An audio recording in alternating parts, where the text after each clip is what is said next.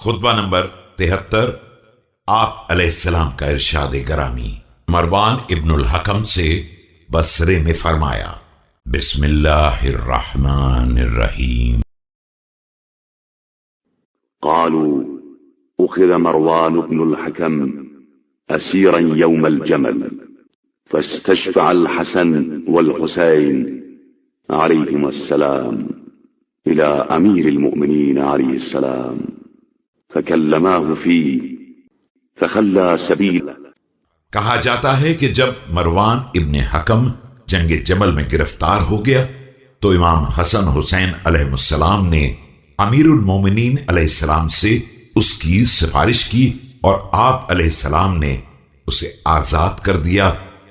فقال له يبايعك يا أمير المؤمنين، فقال عليه السلام أولم يبايعني بعد قتل عثمان؟ لا حاجة لي في بيعته، إنها كف يهودية، لو بايعني بكفه لغدر بسبته۔ تو دونوں حضرات نے عرض کیا، یا امیر المومنین، یہ آپ علیہ السلام کی بیعت کرنا چاہتا ہے۔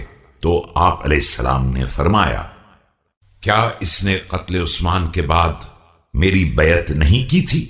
مجھے اس کی بیعت کی کوئی ضرورت نہیں ہے، یہ ایک یہودی قسم کا ہاتھ ہے، اگر ہاتھ سے بیعت کر بھی لے گا تو رقیق طریقے سے اسے توڑ ڈالے گا۔ أما إن له إمرة كلعقة الكلب أنفه وهو أبو الأكبش الأربعة، وستلقى الأمة منه ومن ولده يوما أحمر۔ یاد رکھو، اسے بھی حکومت ملے گی مگر صرف اتنی دیر جتنی دیر میں کتا اپنی ناک چاٹتا ہے۔ اس کے علاوہ یہ 4 بیٹوں کا باپ بھی ہے، اور امت اسلامیہ اس سے اور اس کی اولاد سے بدترین دن دیکھنے والی ہے۔